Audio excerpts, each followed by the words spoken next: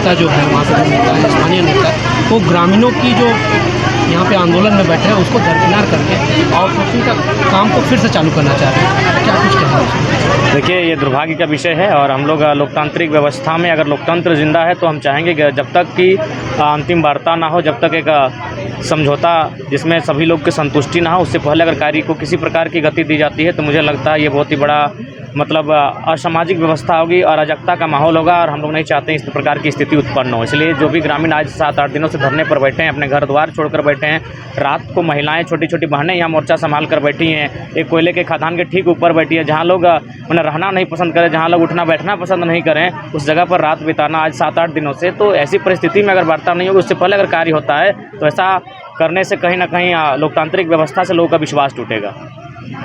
वहाँ के मजदूरों का कहना है कि जयराम दा 5-6 दिन से काम बंद कराया है, वही आकर चालू कराया। हम लोगों को क्या है, आगे खाने पीने का दिक्कत हो रहा है। देखिए, मैं उन मजदूरों की भावना का सम्मान करता हूँ, कद्र करता हूँ कि हम लोग की लड़ाई लोगों के रोजी रोज़गार के लिए है, लेकिन समस्या ये है कि इस गांव वालों को भी आपको देखना होगा जिनकी पूर्वजों की सारी संपत्ति इस खनन में चली गई है।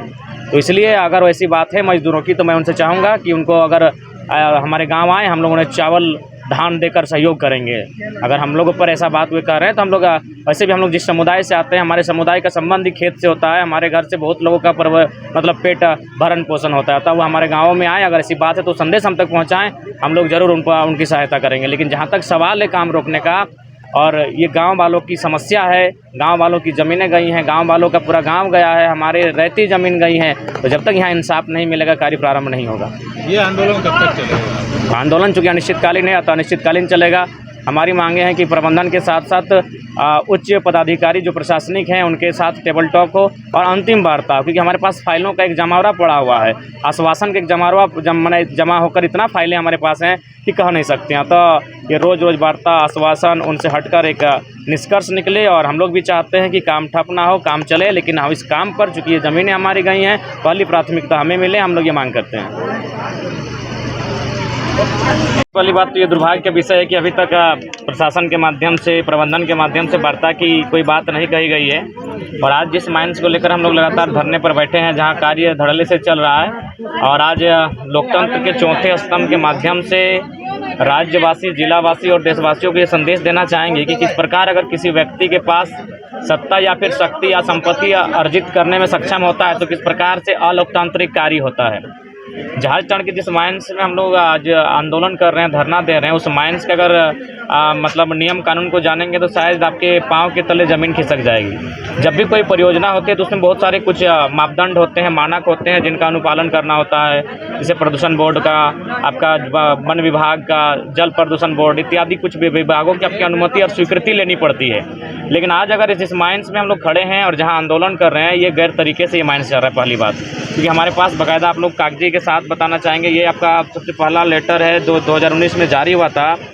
ये मेंबर सेक्रेटरी से जारी हुआ था, राजीव बख्शी के माध्यम से, जो प्रोजेक्ट ऑफिसर भौरा को लिखते हैं। यहाँ स्पष्ट लिखा है कि Damodar river should be protected by plantation on both side, यानी जो दामोदर नदी है इसको दोनों तरफ पेड़ लगाकर सुरक्षित किया जाए। लेकिन आप जाके देख सकते हैं कि पेड़ों के ऊपर डंपिंग किया जा रहा है। जो अभी डंप हो रहा है, यहाँ का जो मलबा उठाया जा रहा है उसको डंप किया जा रहा है पेड़ों के ऊपर, ज़मीनों के ऊपर डंप किया जा रहा है। और ये मामला कब का है, जब 30 तारीख 4 महीना 2019 को एक अखबार में प्रदर्शित हुआ था। वायु प्रदूषण का विरोध कर रहे प्रदर्शनकारियों, ग्रामीणों पर बरसाई गई गोलियां।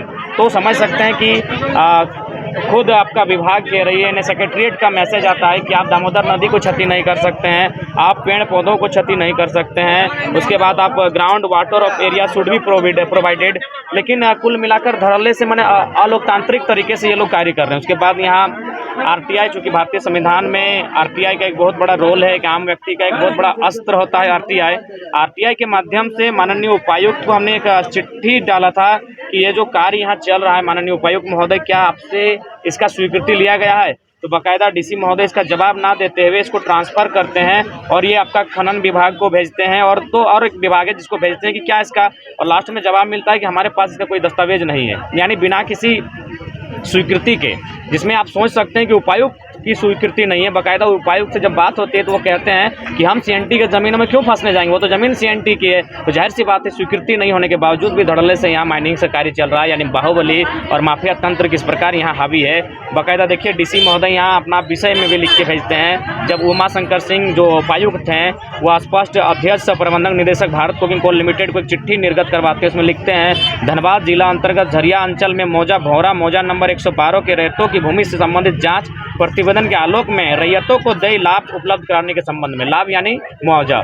यहाँ स्पष्ट माननीय उपायुक्त जो जिले के सर्वोपरि होते हैं वो BCCL को लेटर में अपना बाकायदा लिखते हैं, सरकारी लेटर में लिखते हैं, लेकिन आज तक लाभ नहीं मिल पाया है ग्रामीणों को। तो इससे बड़ा दुर्भाग्य हम और क्या कर सकते हैं। फिर देखिए प्रमेश कुशवाहा जो अंचल अधिकारी झरिया थे, बाकायदा वो भी उसी लाइन को लिखते हैं कि मैंने मौजा भौरा थाना नंबर 112 CS खाता संख्या 7 एवं 8 से संबंधित सत्यापन प्रतिवेदन उपलब्ध कराने के संबंध में भी लिखते हैं। क्या था अंत में कि प्रतिवेदन सूचनार्थ एवं आवश्यक कार्रवाई हेतु प्रसिद्ध, यानी जो लोग मुआवजा की मांग कर रहे हैं, जिनका कई एकड़ों में ज़मीन गया है, उसको आप मुआवजा करें। बाकायदा CO साहब अपना लिखते हैं कि कहाँ किस प्लॉट में किस मौजा में किसका कितना डिसमिल गया है। यानी कुल मिलाकर कागज़ जो होता है, जिसे हम लोग कहते हैं भारत का देश जो दुनिया का सबसे बड़ा लिखित संविधान है, तो यानी जो लिखित प्रक्रिया हमारे पास है, उस लिखित प्रक्रिया में तमाम कागज़, चाहे आपका मेंबर सेक्रेटरी की बात हो, जिला के DC की बात हो, या फिर CO की बात हो, तमाम जो भी डॉक्यूमेंट्री हैं हमारे पास, सरकारी कागज़ हैं सारे। एक भी कोई हमारे ये रजिस्टर के पन्ने नहीं है, हमारे 10 रुपये में जो कॉपी मिलता है उसका पन्ना नहीं है, ये उपायुक्त के लेटर हेड से जारी हुआ है, ये CO के लेटर हेड से जारी हुआ है, ये विभाग से जारी हुआ है, जिसमें बार बार इस बात की गवाही दे रही है कि हमारे पास कोई दस्तावेज उपलब्ध नहीं है। बाकायदा BCCL का भी एक लेटर में है, BCCL में भी वो भी कह रही है कि हम लोग 26 करोड़ रुपया मुआवजा के तौर पर भेजे हैं, जबकि ग्रामीणों का और हमारे पास जो आंकड़े उपलब्ध हैं उसके अनुसार 2 करोड़ का ही मुआवजा का भुगतान किया गया है।